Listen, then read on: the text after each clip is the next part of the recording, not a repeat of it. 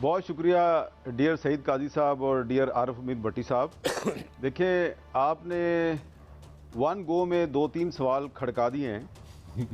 तो पहली बात तो ये है कि ये जो आपने कहा ना कि राजा रियाज साहब ने और शहबाज शरीफ साहब ने किसी को भिनक नहीं पड़ने दी कि अनवारुल्लाह काकड़ साहब को वो निगरान वज़ीर-ए-आज़म बना रहे हैं। तो मेरा ख्याल है कि शहबाज शरीफ साहब और राजा रियाज साहब के लिए भी ये एक ब्रेकिंग न्यूज़ थी।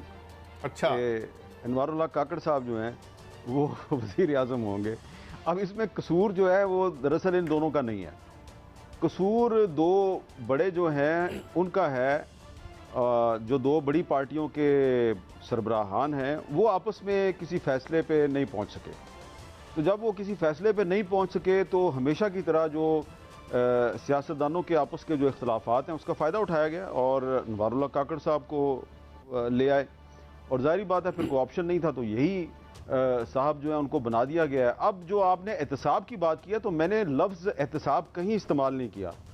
उसकी वजह यह है कि ये जो निगरान हुकूमत है इसका मैंडेट नहीं है एहतसाब, इसका मैंडेट सिर्फ इंतखाब है और इंतखाब भी 90 दिन के अंदर। अगर आइन के लिहाज जो कि बहुत कम लोग चलते हैं, लेकिन मैं ज़रा अभी आइन की बात इसलिए करूंगा कि आज 14 अगस्त है और आज 14 अगस्त 2023 के दिन आइन पाकिस्तान की 50वीं सालगिरह है।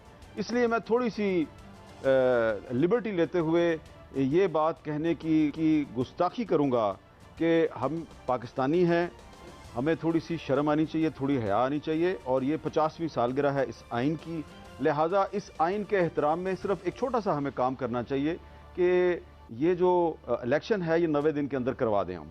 लेकिन लगता यह है कि ये 90 दिन के अंदर नहीं होगा। तो इस केयर टेकर गवर्नमेंट का 90 दिन के अंदर इलेक्शन के अलावा और कोई मैंडेट नहीं है। लेकिन क्योंकि अनवारुल्लाह काकड़ साहब जो हैं वो अब निगरान वज़ीर-ए-आज़म हैं और उनका कोई पॉलिटिकल स्टेक नहीं है, उन्होंने लगता नहीं है कि मुस्तकबिल में कोई पॉलिटिक्स वगैरह करनी है।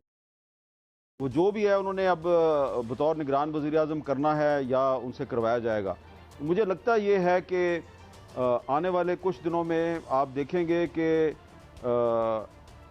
अक्रॉस द बोर्ड अकाउंटेबिलिटी की बहुत बातें होंगी जैसी कि हमेशा की जाती हैं। और इस चक्कर में रगड़ा तो उन्होंने तहरीक इंसाफ को लगाना है, लेकिन ज़रा उस रगड़े को ग्लोरीफाई करने के लिए कि बड़ा क्रॉस द बोर्ड हो रहा है, तो कुछ लोग नून लीग से, कुछ पीपल्स पार्टी से, कुछ JUI से, उनको भी थोड़ा रगड़ा लगाएंगे और ये इसी निगरान दौर में होगा।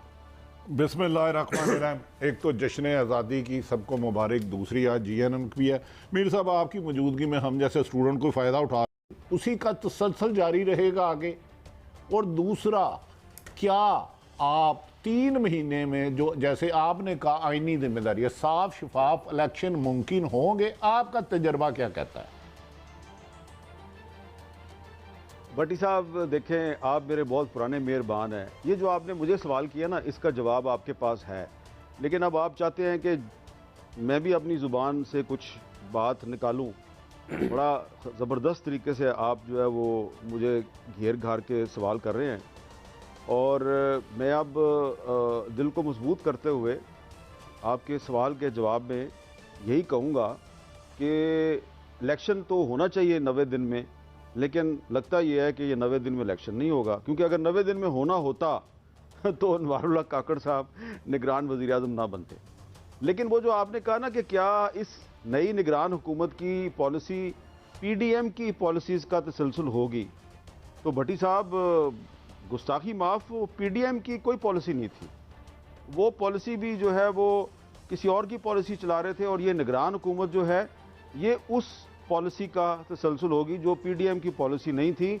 और अब ये जो पिछली पॉलिसी और नई पॉलिसी का जो एक इम्तजाज बनेगा, तो इस इम्तजाज के नतीजे में PDM को पता चलेगा कि वो पिछली पॉलिसी दरअसल है क्या थी।